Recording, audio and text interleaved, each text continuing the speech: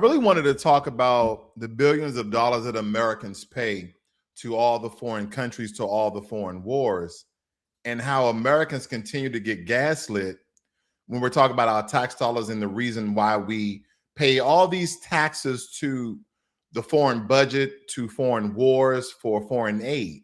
Because usually the public hears a starving family in Sudan is about to eat, or they can't eat because of the lack of programs that they have in their country.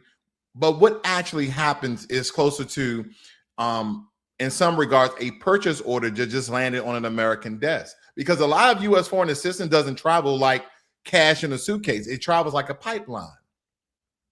Because Congress appropriates, and then it goes to agencies. Agencies have obligations, and it goes to contractors and vendors, and then they execute the logistics and ship and move of the products, and then a foreign community sees the results. So the money changes all of these different hands. And the one thing that, especially because of the high rate of unemployment, the high rate of gas and groceries, even though supposedly the economy is in great shape, as we look at the foreignassistance.gov here, all right, and the billions of dollars that we give to a lot of these countries, right, whether it be the continent of Africa, South America, Australia, Europe, India, Canada, so on and so forth, right, south of the border, etc. And I look at how, they have the color matrix here to show you what bit of money goes to each country. And you just see blue, economic and military. That's what you guys see here. And then they have other colors to depict whether it's going to East Asia and Oceania, Europe and Eurasia, Middle East, so on and so forth. You get my drift.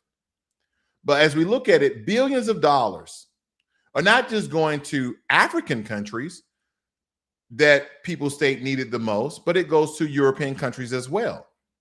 It goes to Israel as well. I know that's a hot topic right now, but we have to throw that in as well, right? One of the first countries on this list right here is Israel, right? With that $6.8 billion, Ukraine, roughly $4 billion. And these are for specific reasons. These are for specific reasons. And we're going to kind of get a little granular here. We're going to kind of erase some of the layers that they put on top to disguise what's really going on, because even the Congressional Research Service spells it out bluntly. Some foreign assistance dollars never leave the United States. They go to the U.S. businesses, whether it be, the farmers, defense contractors, consultants. They provide goods and services for the end benefit of a foreign population. So if you see 50 billion, 20 billion going to Ukraine, is Ukraine actually getting that money, or is it flowing back into the American businessmen? So if you ever wonder why people argue about foreign aid like it's a charity, it's because they're debating the morality of a system that often operates like a domestic economic program that's wearing some sort of international costume. This connects to immigration, by the way, because when the help, so to speak, is structured to benefit the donor first, it's very good at treating symptoms while failing to fix the forces that drive people to move. Because if we were to name the two biggest money rivers tied to migration, immigration, and survival, number one would be remittances. Because when immigrants work here and send money back home, that's not theory. That is one of the largest financial flows of earth, right? Global remittances are estimated around $900 billion, either like right here in 2024, no less. Again, America tells on itself, because you have all these government agencies, okay? You have all these government agencies that kind of spill the guts on other government agencies, quite frankly, hand over fist. And we're looking at the fiscal year 2024, okay? The most recent is 2025. We're going to dive into the details here. Because those remittances to low and middle income countries are projected around $685, $700 billion, especially in 2024. That's bigger than officially development assistance. And then number two, foreign aid, because foreign aid is much smaller by comparison. One U.S. budget breakdown cities that is equivalent to around 70 billion in foreign aid obligations. That was back in 22, I believe, and 1% of federal spending. But here's the thing I want you guys to gravitate to the most. Immigrants sending money home is a bigger development program than foreign aid. And nobody debates the remittances the way that they debate the aid. And even though remittances are the thing that most directly that are keeping families afloat. That's important for immigration policy because it tells you what migrants already know.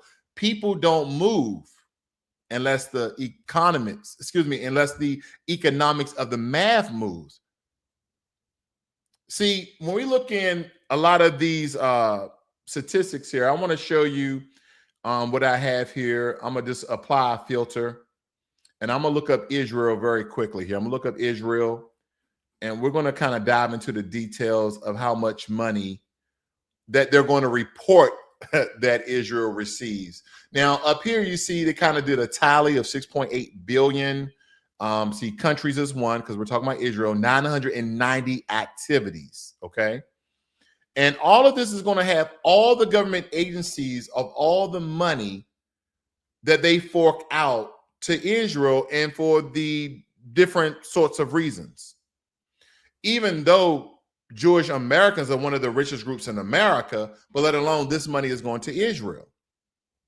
Now, if you look at the managing agencies, Department of State, Department of Defense, U.S. Agencies for International Development, what else we have here? Let's see if any other, but most of it, as you can tell, is the Department of Defense. And we're talking about tens of thousands, millions and billions of dollars, right? We see right here, 6.8 billion, the DoD Foreign Military Financial Program.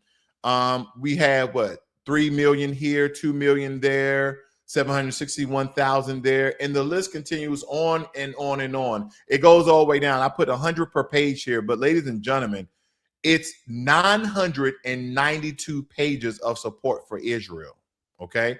As it stated at the top, 990 activities. They will have you to believe that, you know, the headlines will show. Let me give you a headline very quickly because they love to do pictures to show what demographic of people are receiving the most aid. This is the usual that America really shows, that is going to a lot of poor African countries, and how a lot of Africans want to come over here for work. But at the same token, they don't show you how they destabilize these countries and then fork out aid that necessarily don't go to these countries, only a fraction of them, because that money is then being funneled back in to American pockets. It's one of the largest scams that Americans run on ourselves. And here's the thing, the American taxpayer, mostly the middle class, we are footing the bill. We are footing the bill. Among those potential migrants, about 18% named the U.S. as their desired destination, roughly 160 to 170 million adults, depending on the year estimates. So when America talks about immigration like it's a border problem, that's adorable, because it's not a border problem.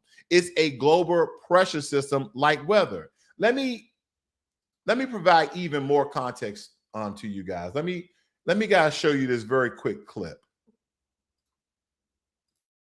Seeing those photos? Yeah, I remember. So the problem is when people see this happened in the Biden administration. This is one of the things that tanked Biden presidency. People see that and they're like, oh, damn, man, we can't have that. Those 7,000 people, who are they? They're mostly Venezuelan migrants who left their country because, as the Biden administration wanted to do, strangle their economy to make them suffer so that the Venezuelan government would change or do policy that was more beneficial for the United States than for Venezuela. They're now at the border of the U.S. What do you do with them? I mean, you started from square one where you already messed up. You made this happen. You want to know why so many of them are there? Asylum. No, because there were other caravans before them. And the other caravans, Biden had a policy that said, hey, we got to let these people apply to be refugees. I'm sure if we created a system of free market capitalism, these people wouldn't be walking across Mexico to come to the U.S. If you don't think about it and you only see the border, or you only see new immigrants in your community, you wouldn't understand what the root causes are at all. And you would just say, oh, a bunch of people just showed up. If you don't see what the root causes are, you can't fix the problem. That's part of the issue. Let's say we sent $50 million to Sudan to combat famine. Where's the $50 million go?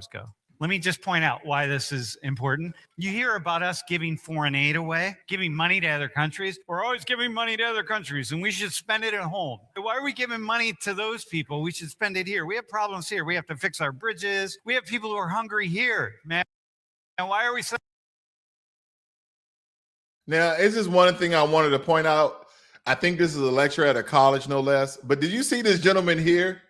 He is knocked out, and this guy is only like 5 to 10 feet away from him. I just wanted to point that out. Okay, I just wanted to point that out. Here, we have problems here. We have to fix our bridges. We have people who are hungry here. Man, why are we sending money somewhere else? Why aren't we doing this? Why aren't we doing that? Spend it here. So, bro, where's the money go? The 50 million turns into material goods that we give as aid, which undercut the domestic economies of those countries. And so they become dependent on us because they can buy those goods that we deliver at a market for a cheaper price than they would the goods that are okay, but hang on. How about just grain? We spent $50 million to send grain. Where does the $50 million go? It goes to American farmers and American businesses to make the grain. Okay. And then on an American ship to go to an American logistics company and just stimulates an entire economy to deliver the grain. And then at some point in time, the Sudanese get the grain. And then it gets transported by Sudanese companies. But $50 million, when a good 45 million of it is going to get spent right here. Right? When you think about that, that's kind of a significant shift. Kind of makes it seem like foreign aid helps the United States more than it helps the other countries. Yeah.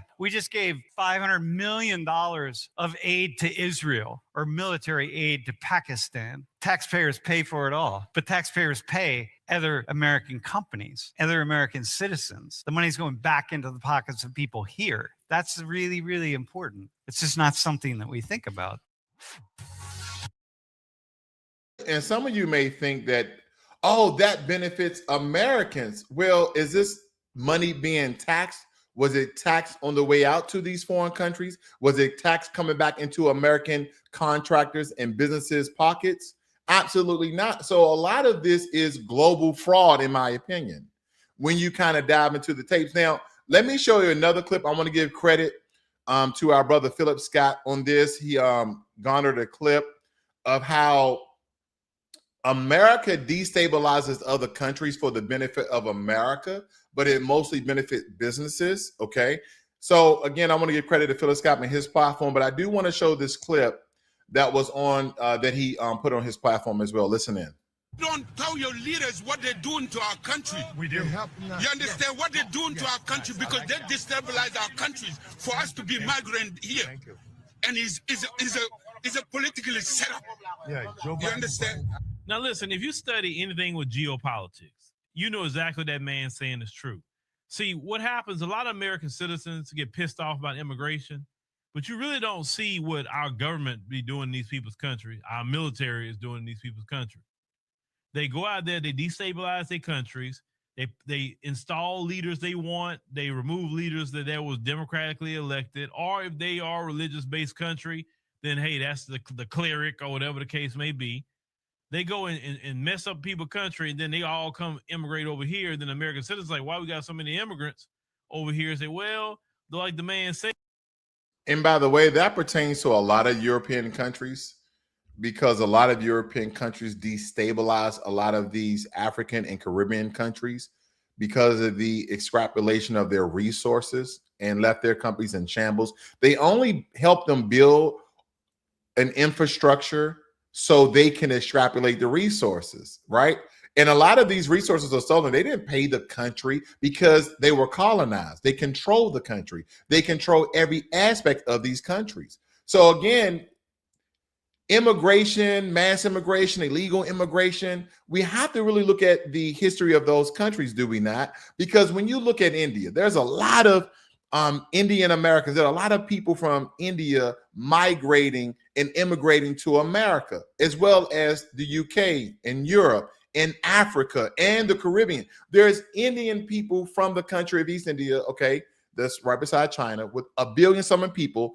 They're all over the world. Why is their country so unstable in referencing their economy? Well, if you look at their colonial history, they were colonized by the British for roughly 90 to 100 years. So again, we have to know a bit of history, because on the surface, we can get angry, we can get all charged up, we can get mad, but we have to understand what colonization has done to these non-white countries.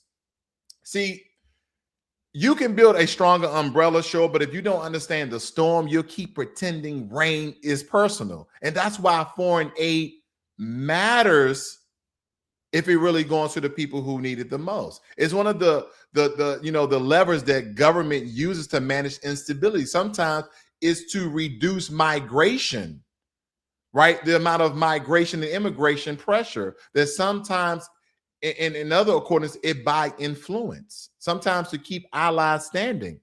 But in my opinion, here's a part that I think a lot of people really miss. How we deliver aid determines whether it stabilizes communities or stabilizes contractors, right? The clip that I was just referencing, how the money is then funneled back into America. Because if we walk the pipeline like we're doing a bank fraud documentary, except this one is legal, if we look at the different, steps that one can go through, let me see here. If Congress, appropriates money, if Congress appropriates money, let's say 66 billion for foreign and assistance that actually happened back in 2023, this become obligations through agencies like, state USAID and others like USAID, that's tracked on government portals like the four sisters of government that I just showed you guys when we first started, of all the different countries that we actually fork out aid to. So is this a problem that Western countries created for themselves? And the answer is yes, right? But who benefits the most and who it affects the most negatively? Well, when you're at the low part of the totem pole on the economic level, as Black Americans are, we're affected the most.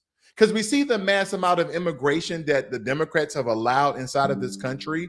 And we also see the amount of businesses that are employ illegal immigrants that are mostly Republican. That's why I keep stating over and over again that we live in a one-party system, and the people, we're just the ball. And here's another thing. Even though that Black unemployment right now is teetering at 7.7%, white unemployment is at 3.7%. I think Hispanic unemployment is at 4.3%. I can be off points here or there, but all Americans is suffering at a potential rate.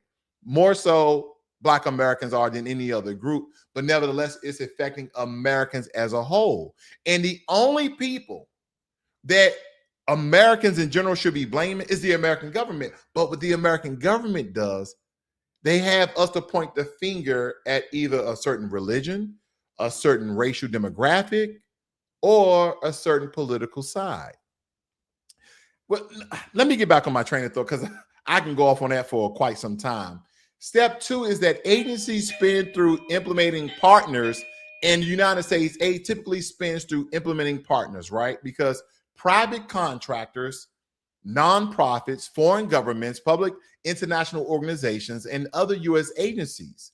Because the U.S. government often doesn't hand money to a country. It funds projects that's executed by organization. We're thinking that, when you're giving 50 billion to Somalia, you're giving 50 billion to Nigeria, you're giving 50 billion to Guyana, whatever the country may be.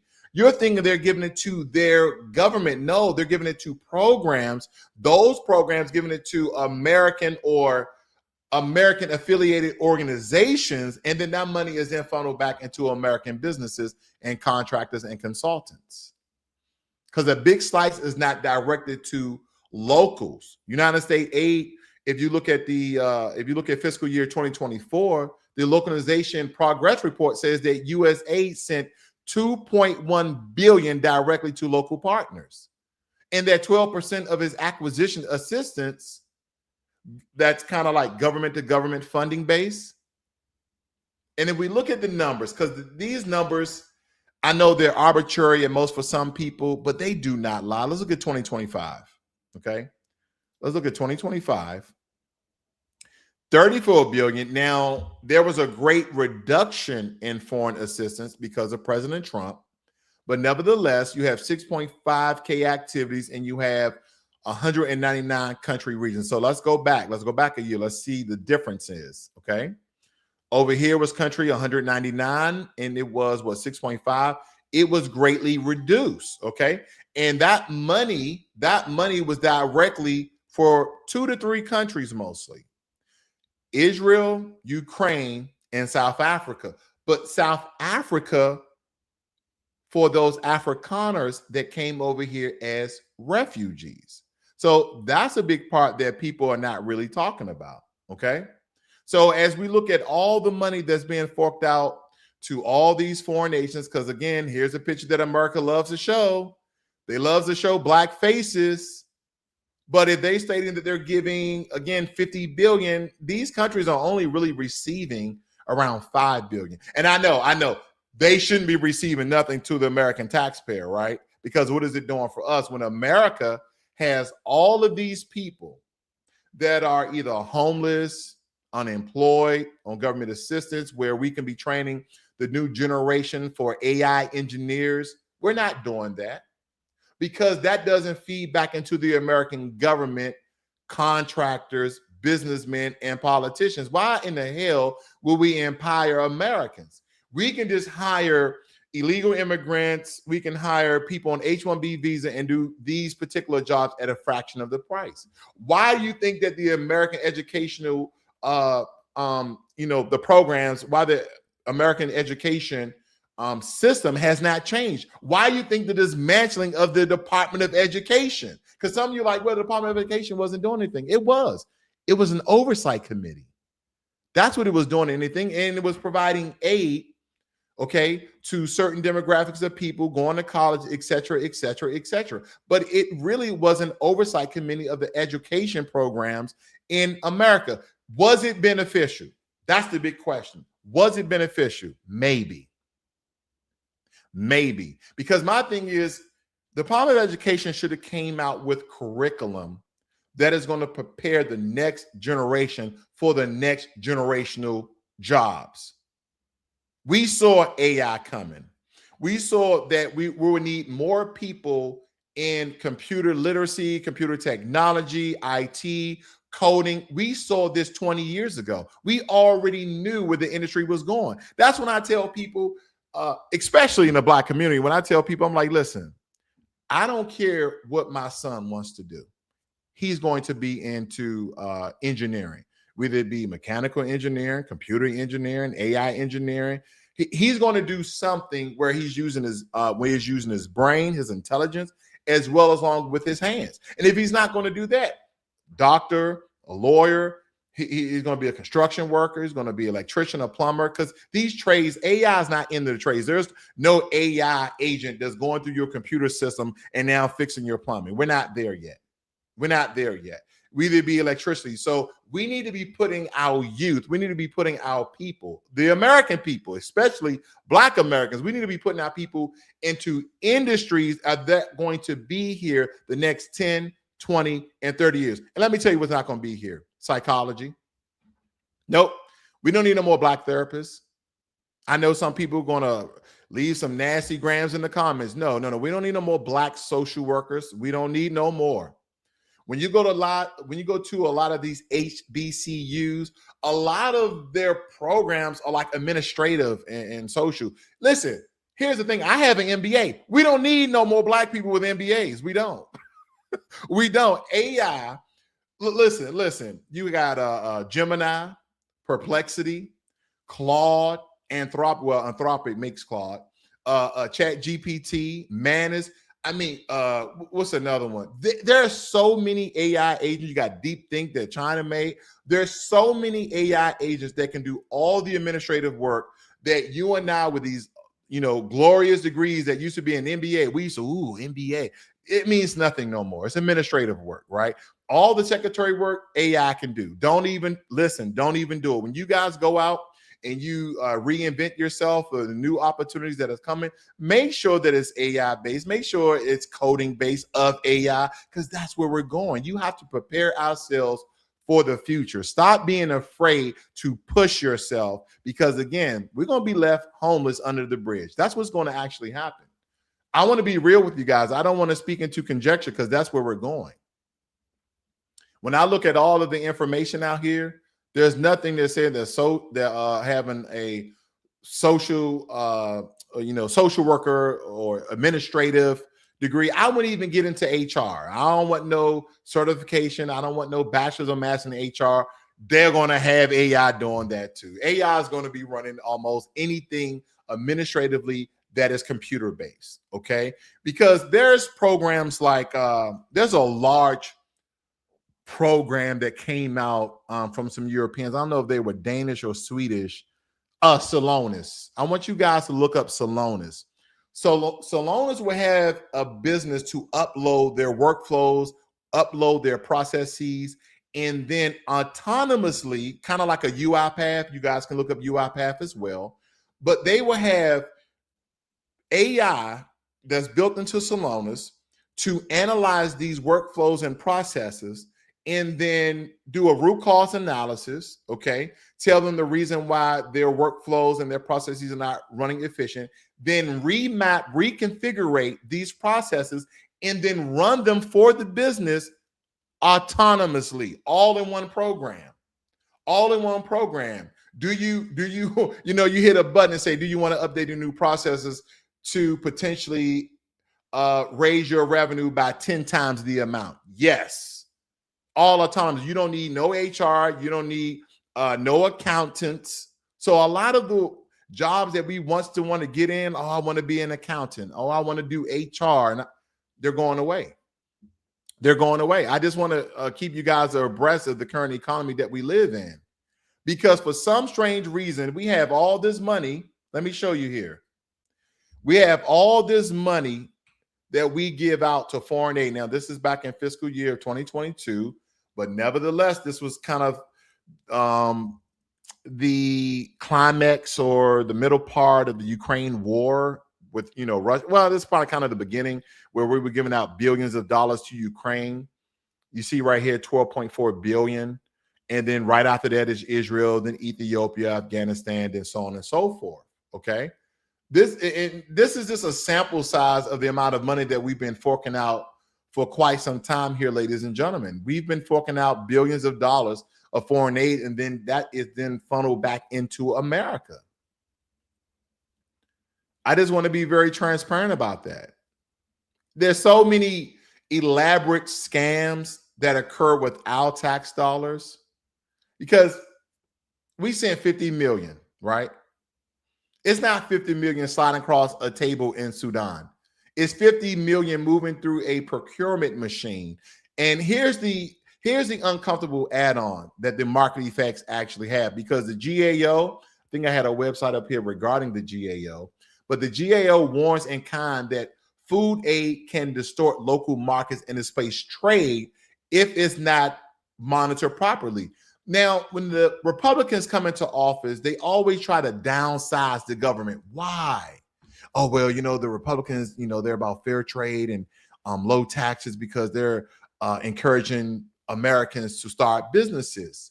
Have you guys ever thought that the one thing that these political parties do, especially the Republicans when they come into office, that they eradicate oversight? They eradicate oversight. I know when it comes to government, it don't matter what level, local, state, or federal government that we're talking about.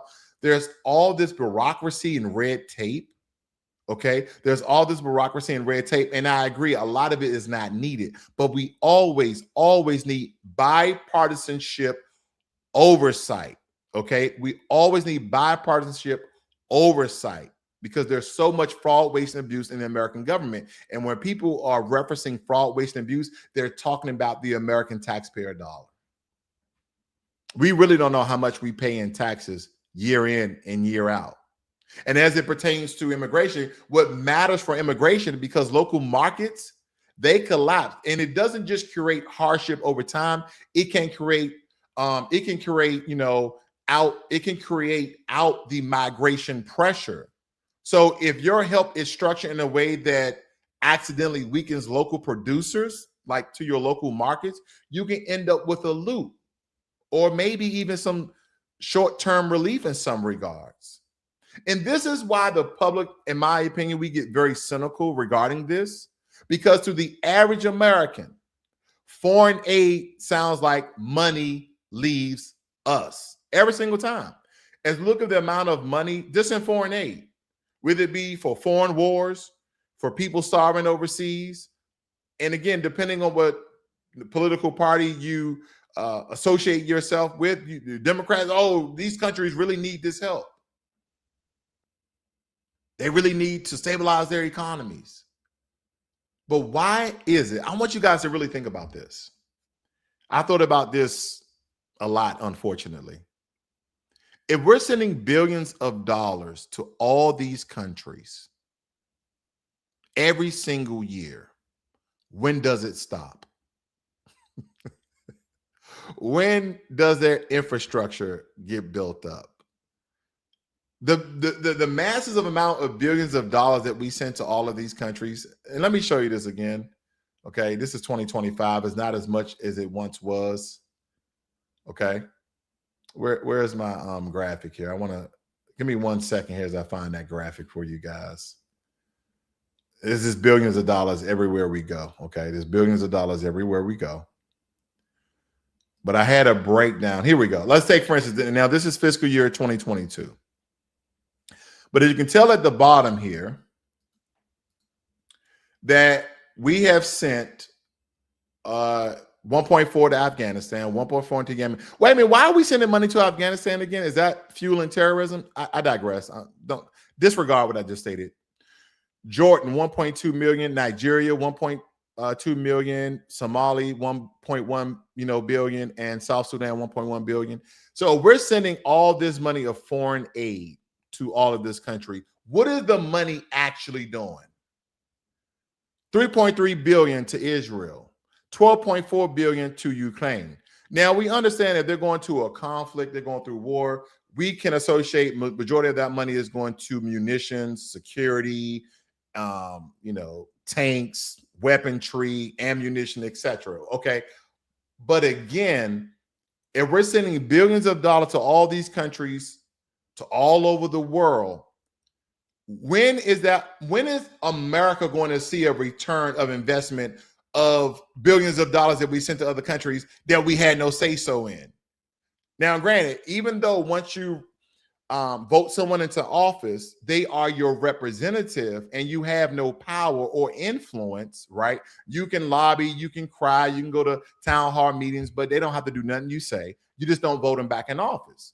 But nevertheless, when are we going to see where if you really want to be involved like they are, right? We send troops everywhere around the world because the country is unstabilized and there's a civil unrest and there is genocide. So we send troops and we send money and we send aid. But every year we see the same countries over and over again receiving billions and billions of taxpayer dollars right here in America. When are the American people going to look at this like, wait a minute? So over the past 20 years, we've sent $50 billion to all these countries. $50 billion? $50 billion. And their countries still look the same. Their infrastructures are still torn apart, right? They have unstable electricity. I've been in some African countries. I've been in some Asian countries. They have rolling blackouts. I didn't even hear of the term rolling blackouts until I went overseas, right? Because now, granted, back in 2021, there was a snowstorm in Texas.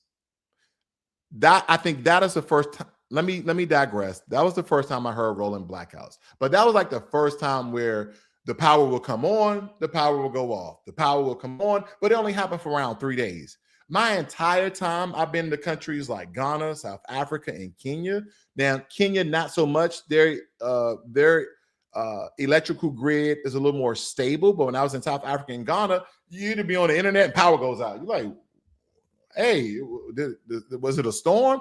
And it's perfect weather. It's 85, 95 degrees outside. No, we have rolling blackouts. Why do you have rolling blackouts? Oh, maybe because we're trying to conserve energy. Why are we trying to conserve energy? Because we don't produce our own energy. We actually buy energy from this country. Ladies and gentlemen, traveling the world, I found out so many things that I've been trying to tell you guys, because at the end of the day, we either believe that America is footing the bill or not. The only thing I know is that America has become so damn expensive We're talking about people used to travel and move to Texas because it was cheap. Texas is no longer cheap. I'm waiting for states like Alabama and Missouri and Oklahoma to become expensive. Okay, that's when it's really gonna get bad. You know, West Virginia, places where people don't really go. And when I mean people, I mean like all groups of people, all groups of Americans. Because when you go to your South and your North Dakotas, it's mostly just white people. Montana, mostly white people. Utah, they got a good mix, but it's mostly white people. So when you look at certain states, especially in the upper Middle West, okay, the upper Midwest, it's mostly white people. But when those states start getting other demographic people in large numbers, you know that these popular southern states, Georgia, Texas, New Mexico, Arizona, yeah, it's going to get bad real quick here, ladies and gentlemen, unfortunately, because I'm not the doom and gloom guy. I want America to succeed. I want America to be profitable. But we have to expose the government on every account. And the reason why I say this is because when the new term elections come up, we're going to be asking different sorts of questions about politicians, are we not? Because the amount of information that we know that all this money being forked out, how are you going to invest in America? How are you going to invest in Americans? How are you going to prepare us for the next 10, 20, and 30 years? That's what I really want to know. Because if 900 million adults want to move, okay, the question becomes, where does the pressure go? And if the U.S. is the desired destination for roughly 200 million potential immigrants, that's not because every one of them loves our politics. A lot of people would love to stay in their country, but they come to America, as they would state, as economic opportunists. They don't state that, I state that. Or I call them economic migrants or economic immigrants, so to speak. And that is one of this is the thing I want you guys to connect the dots here. A lot of European countries destabilize these countries in various ways. We don't need to really get into that. We kind of know already. But then we send billions of dollars of aid to those countries, do we not? But come to find out, billions of dollars of that aid, they only get a fraction of that amount. Let me guys show you this clip once more so you can totally understand the concept in which I'm referring to here, okay?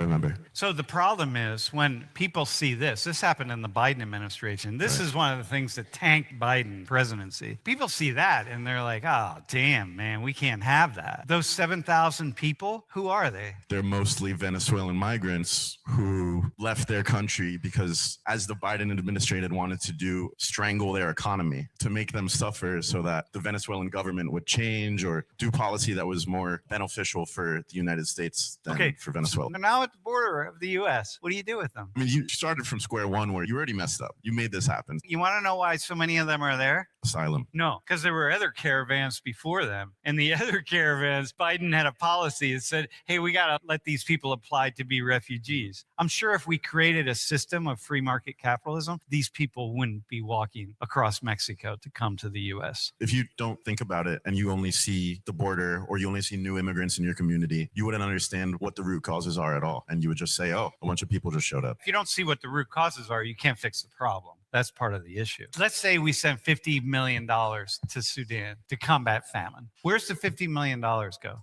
Let me just point out why this is important. You hear about us giving foreign aid away, giving money to other countries. We're always giving money to other countries, and we should spend it at home. Why are we giving money to those people? We should spend it here. We have problems here. We have to fix our bridges. We have people who are hungry here. Man, why are we sending money somewhere else? Why are we doing this? Why aren't we doing that? Spend it here. So, bro, where's the money go? The 50 million turns into material goods that we give as aid, which undercut the domestic economies of those countries. And so they become dependent on us because they can buy those goods that we deliver at a market for a cheaper price than they would the goods that are okay, but hang on. How about just grain? We spent $50 million to send grain. Where does the $50 million go? It goes to American farmers and American businesses to make the grain. Okay. And then on an American ship to go to a American logistics company and just stimulates an entire economy to deliver the grain. And then at some point in time, the Sudanese get the grain and then it gets transported by Sudanese companies. But $50 million when a good 45 million of it is going to get spent right here. Right? When you think about that, that's kind of a significant shift. Kind of makes it seem like foreign aid helps the United States more than it helps the other countries. Yeah. We just gave $500 million of aid to Israel or military aid to Pakistan. Taxpayers pay for it all, but taxpayers pay other American companies, other American citizens. The money's going back into the pockets of people here. That's really, really important. It's just not something that we think about. Absolutely. And I'm reading your guys' comments. Don says, thank you. Blacklogic, my 10-year-old granddaughter is learning a lot from you. And at 69, I'm learning a lot as well. I thank you for that. I appreciate that. See 589, foreign aid is money laundering. Absolutely. And I'm gonna leave you guys with this. Foreign aid is not a single thing, it's a system. And systems have all sorts of incentives, right? They have all sorts of incentives. Now, if your incentive structure kind of like, rewards, whether it be U.S. procurement, U.S. shipping, U.S. contracting, then we shouldn't act surprised when the aid conversation turns into a domestic business conversation, because that's what it truly is. And if you really want to talk immigration like rational adults, you don't just debate who crosses the border. You debate the global math that makes millions of people look at their home economy and say, I can't survive here anymore, but I can survive there, as a lot of people who immigrate to America do. And with that said, family, I really want you guys to drop your thoughts in the comments about this. Do you want aid redesigned to stabilize communities, or are you fine with it, staying at a boomerang that mostly stabilizes the pipeline? Because again, a lot of these European countries, a lot of them disabled, distabled a lot of these non-European countries. And now that we have millions of illegal immigrants in America, a lot of illegal immigrants in Europe, and a lot of these other Western countries, and we're crying foul because even I don't want illegal immigration. But what's truly the cause? And over the past 20 years, the billions of dollars that we've sent out to all these other countries to somehow help them to stabilize their economies and feed their people. The only question is, when does that aid stop?